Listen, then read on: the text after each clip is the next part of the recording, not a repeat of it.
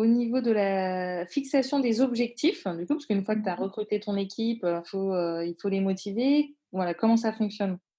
Alors moi, j'avais un target par mois pour l'aéroport, pour tous les aéroports que j'avais, donc notamment, dans cet exemple pour l'aéroport de Dubaï. Ensuite, j'avais un target par magasin parce que comme expliqué tout à l'heure, chaque magasin, il avait une target différent et un potentiel différent. Et donc du coup, pour les incentives que je donnais, je faisais un premier palier qui, était les résultats de l'aéroport en général pour que tout le monde puisse toucher en fait une incentive, même si, était basée, sur un magasin avec moins de potentiel de vente. Et Donc donc là, du c'est vraiment, intermagasin. Si tous ensemble, on atteint certains objectifs.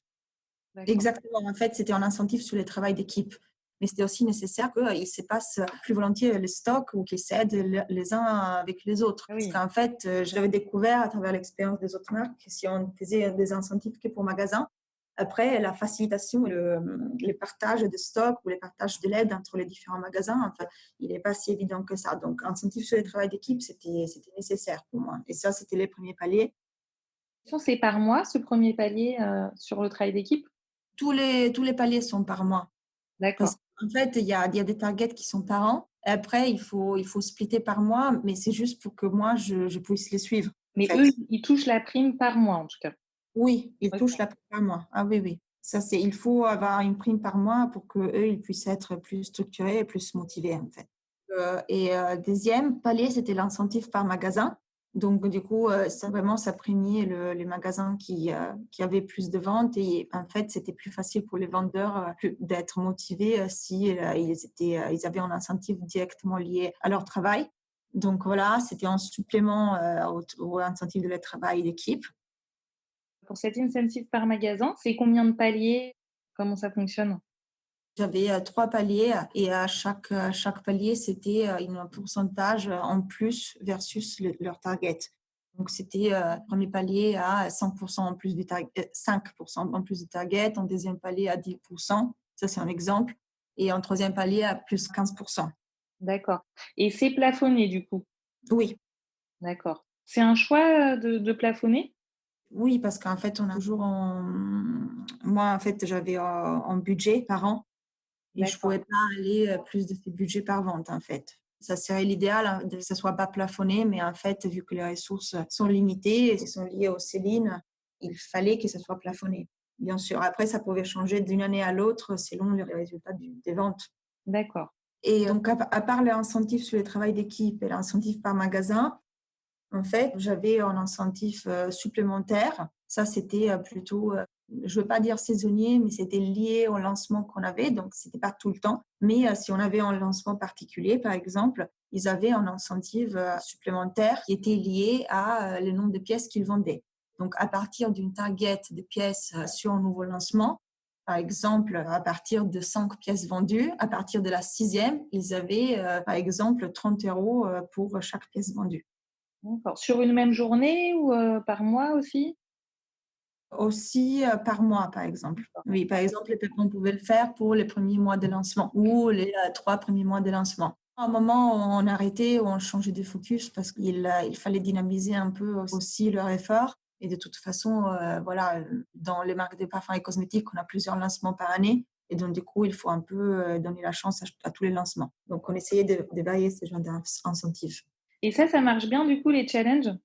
Oui, ça marche bien parce qu'en fait, ça donne déjà, ce que je disais, ça permet de dynamiser les efforts de l'équipe. C'est-à-dire que eux-mêmes, ils ont besoin d'un focus. Moi, quand j'ai commencé ce boulot, au début, je n'avais pas mis cette incentive et c'était leur idée même de l'avoir parce qu'ils avaient besoin, voilà, de varier un peu leur challenge. De toute façon, le métier du vendeur, ça se base sur le concept de challenge en soi-même. Et voilà, ça nourrissait leur ambition, évidemment. Et ensuite, j'avais aussi, installé une nouvelle challenge de meilleurs vendeurs, des meilleurs 3 vendeurs, en fait, du mois. J'avais fait construire avec une agence un podium où, je mettais, leurs photos, en fait et je leur donnais en cadeau, des parfums. Donc c'était pas des gros investissements, enfin, c'était plutôt pour la reconnaissance, aux vendeurs et pour l'orgueil, en fait, d'être le meilleur vendeur du mois.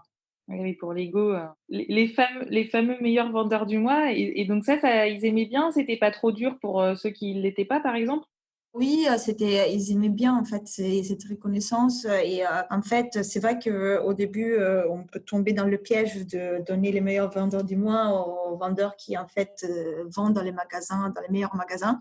Mais en fait, moi, j'avais mis comme une target par rapport à leur magasin, à eux.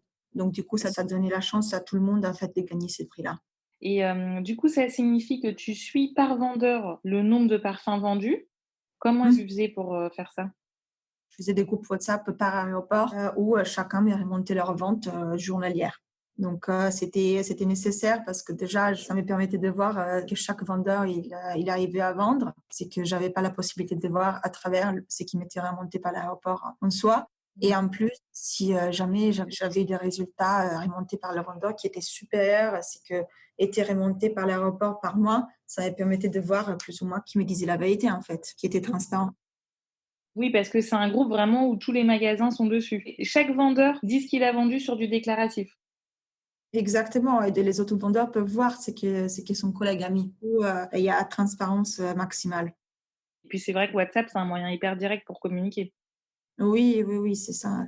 C'est très direct, c'est très facile. Puis, pas tous les vendeurs avaient une connexion internet, pas tous les vendeurs pouvaient se connecter à un ordi en supplément de leurs heures de travail. Parce que déjà, c'était des chiffres de 8 heures debout, donc j'allais pas leur demander d'utiliser un ordi à la maison.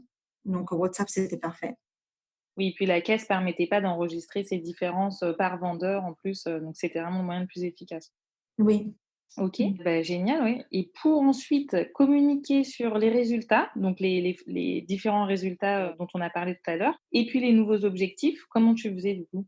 Alors, c'était, très nécessaire dans ces milieux et aussi dans ces travails de voir, tes vendeurs les plus, fréquemment possible. Donc évidemment, moi, j'allais, dans les magasins, souvent, 3 fois par semaine, mais c'était aussi nécessaire pour moi de les voir tous ensemble. Donc du coup, je les convoquais en meeting tous les mois, soit dans une salle fournie par l'aéroport, soit je les convoquais au siège et j'ai préparé un business review, donc une présentation des résultats au mois le mois, donc résultats du mois précédent, plus objectifs pour le mois à venir, plus les challenges particuliers et les focus du lancement du mois ou bimensuel sur lesquels ils devaient se concentrer. Et ensuite, je faisais suivi par un mail où au moins ils avaient tout par écrit et qui pouvait les permettre aussi de mesurer leur effort et de suivre leur target.